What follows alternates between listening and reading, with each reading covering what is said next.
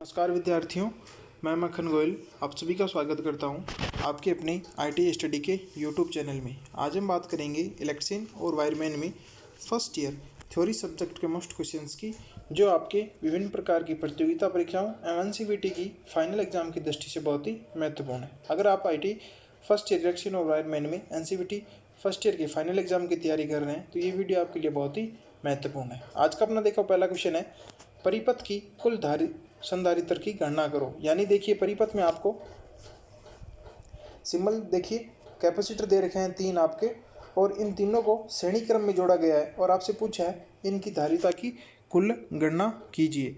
अब देखिए आपको फॉर्मूले याद होने चाहिए भाई, कैपेसिटर जब श्रेणी में जुड़े हो तो उनको कैसे ज्ञात करेंगे टोटल, और जब उनको समांतर में जोड़ा जाता है तब उनको टोटल ज्ञात करने का फॉर्मूला क्या होगा। जैसे मैं आपको बता दूं दोनों का फॉर्मूला, अब फॉर्मूले याद होते ही अपन कोई सा भी हो, जैसे श्रेणी में दे रखा है और समांतर में भी आ जाए तो अपन कर सकते हैं। जैसे देखिए आपका अगर आपका श्रेणी में हो तो 1/CT यानी टोटल कैपेसिटेंस बराबर 1/C1, 1/C2 और 1/C3, यानी जो आपके पास दे रखा है 30, 10 और 30, इन सब को आपको मान रखना है, ठीक है। और आपको एलसीएम लेना है और फिर सोल्व करना है। अब 1/CT आएगा, फिर आपको CT चाहिए तो फिर जो मान प्राप्त आई अपन उसको विपरीत या उल्टा कर देंगे, अंश को हर में हर कौंस में परिवर्तित कर देंगे, तो फिर आपके पास में टोटल C का मान ज्ञात हो जाएगा।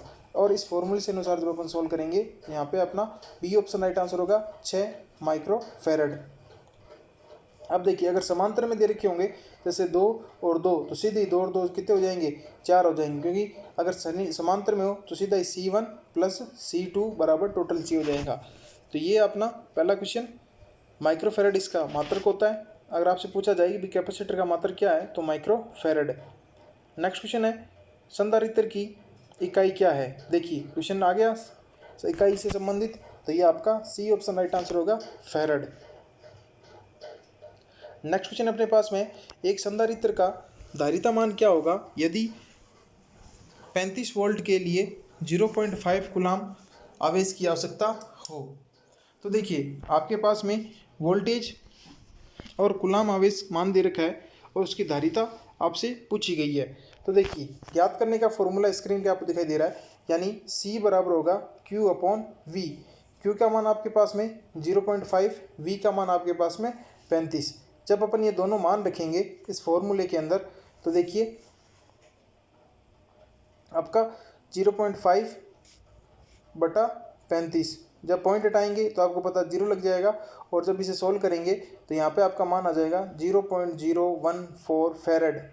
तो ये जो अपना ऑप्शन नंबर A के अंदर मान दे रखा है तो यहाँ पे आपका A ऑप्शन इसका राइट आंसर होगा। नेक्स्ट क्वेश्चन देखिए, संधारित्र के मान को कैसे कम किया जा सकता है। यानी आपने देखा होगा जो कैपेसिटर होता है अपन उसकी रेटिंग को घटाना चाहें तो कैसे कहेंगे, तो उसमें C ऑप्शन अपना राइट आंसर होगा। प्लेटों के मध्य की दूरी बढ़ाकर अपन उसकी धारिता को कम कर सकते हैं।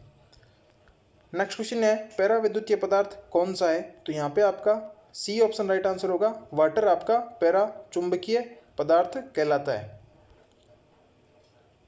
नेक्स्ट क्वेश्चन देखिए, कौन सा कारक विद्युत चुंबक की ध्रुवीयता को प्रभावित करता है। यानी जो चुंबक की ध्रुवता, यानी आपको पता है दो प्रकार के ध्रुव पाए जाते हैं, एक N और दूसरा S, जो इनकी ध्रुवता को प्रभावित करेगा। तो यहाँ पे जो 4 ऑप्शन दे रखे हैं उसमें से आपका B ऑप्शन राइट आंसर होगा धारा की दिशा, यानी जिस दिशा में धारा प्रभावित होगी उसी दिशा में चुंबक के ध्रुव बनते हैं।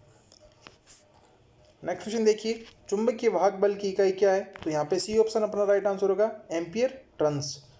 नेक्स्ट क्वेश्चन अपना है, यदि 3 प्रेरकत्व L1, L2, L3 श्रृंखला में जुड़े हैं यानी सीरीज में जुड़े हैं तो कुल प्रेरकत्व ज्ञात करना। तो देखिए अब देखिए प्रेरकत्व की अगर संयोजन पूछा जाए तो इसका भी 2 तरीके से संयोजन होता है, एक सीरीज में और दूसरा समांतर में। तो अगर सीरीज में दे रखा है आपके पास में तो LT बराबर हो जाएगा L1 plus L2 plus L3। अगर यही आपको समांतर में दे रखा हो तो 1/LT बराबर 1/L1 plus 1/L2 plus 1/L3 की तरह अपन मान रखें, इनको जोड़ेंगे। लेकिन आपको श्रृंखला में दे रखे हैं तो यहाँ पे आपका B ऑप्शन इसका राइट आंसर होगा L1 plus L2 plus L3। Next question अपने पास में परमिएंट इकाई क्या है, तो परमिएंट तो यहाँ पे आपका बी ऑप्शन राइट आंसर होगा, weber ampere turns. Next question देखिए, परिनालिका कुंडली में चुंबकीय क्षेत्र की दिशा खोजने के लिए कौन सा नियम लागू होगा? तो यहाँ पे आपका बी ऑप्शन राइट आंसर होगा, दाएं हाथ के हथेली का नियम। नेक्स्ट क्वेश्चन देखिए, फिर से आपको कैपेसिटर दे रखे हैं 3 और तीनों को श्रेणी क्रम में संयोजित किया गया है और अब यहाँ पे आपको कुल पूछा गया है।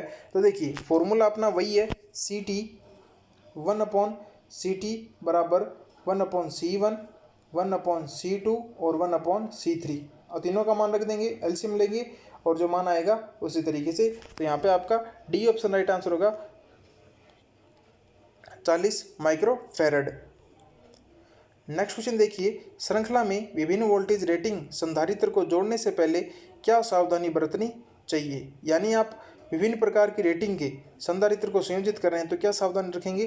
तो यहाँ पे आपका बी ऑप्शन राइट आंसर होगा, प्रत्येक कैपेसिटर वोल्टेज ड्रॉप इसकी वोल्टेज रेटिंग से कम होना चाहिए। यानी जो प्रत्येक कैपेसिटर है उसकी वोल्टेज ड्रॉप उसकी वोल्टेज रेटिंग से क्या होनी चाहिए? कम होनी चाहिए। फिर आप कितने भी अलग अलग मान के कैपेसिटर को एक साथ संयोजन कर सकते हैं। नेक्स्ट क्वेश्चन देखिए अपने पास में, कौन सा पदार्थ अनुचुंबकीय पदार्थ है? तो यहाँ पे आपका बी ऑप्शन इसके अंदर राइट आंसर होगा, कॉपर। नेक्स्ट क्वेश्चन अपना बीएच वक्र से संबंधित है। तो देखिए बीएच वक्र में एक्स यानी मध्य बिंदु देखिए यहाँ पे आपको एक्स डिनोट किया गया है और पूछा है एक्स के द्वारा भाग चिन्हित। तो यहाँ पे आपका ए ऑप्शन इसका राइट आंसर होगा, कोर्सियोविटी। नेक्स्ट क्वेश्चन अपना है, विद्युत परिपथ में चालकता के लिए चुंबकीय सर्किट में समान शब्द क्या है? यानी ये देखिए क्वेश्चन अपना आया, जैसे विद्युत परिपथ में तो होती है चालकता, उसी तरीके से चुंबकीय परिपथ में क्या होगा? तो यहाँ पे आपका बी ऑप्शन राइट आंसर होगा, परमिएंट। जैसे विद्युत का लिए अपन चालकता शब्द का प्रयोग करेंगे, यानी जहाँ चालकता हो वहाँ विद्युत होगी और इसीलिए जहाँ परमिएंट होगा वहीं क्या होगा? चुंबकीय परिपथ होगा। तो यहाँ पे आपका बी ऑप्शन इसका राइट आंसर होगा।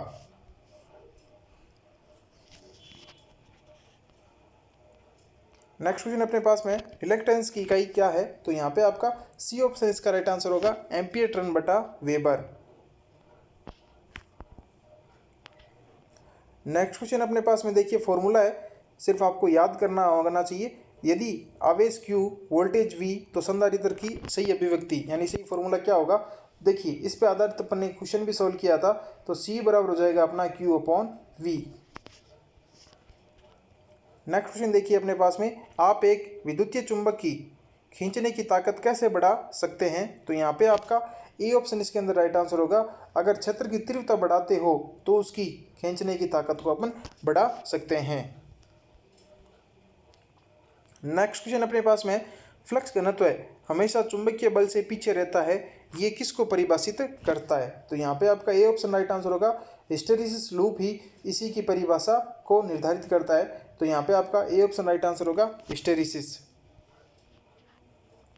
अपना नेक्स्ट क्वेश्चन है, चुंबकीय क्षेत्र में रखी गई आसपास की धातुओं पर क्या प्रभाव पड़ेगा?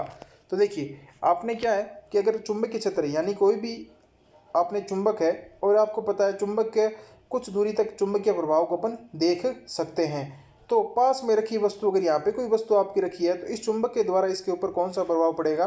तो ये होगा आपका सी ऑप्शन, भंवर धारा प्रभाव। यानी चुंबक से निकलने वाली धाराएं इसको अपनी ओर आकर्षित करेगी अगर ये इसकी क्षेत्र के अंदर पाया जाएगा। तो यहाँ पे आपका सी ऑप्शन इसका राइट आंसर होगा, भंवर धारा। ये थे आज के 20 महत्वपूर्ण क्वेश्चंस जो आपके एनसीईआरटी एग्जाम और विभिन्न प्रकार की प्रतियोगिता परीक्षाओं की दृष्टि से बहुत ही महत्वपूर्ण है। आपको वीडियो कैसा लगा कमेंट करके जरूर बताएं। आप अगर चैनल पर नए हैं तो चैनल को सब्सक्राइब करें और वीडियो को ज़्यादा से ज़्यादा अपने दोस्तों के साथ शेयर करें। धन्यवाद।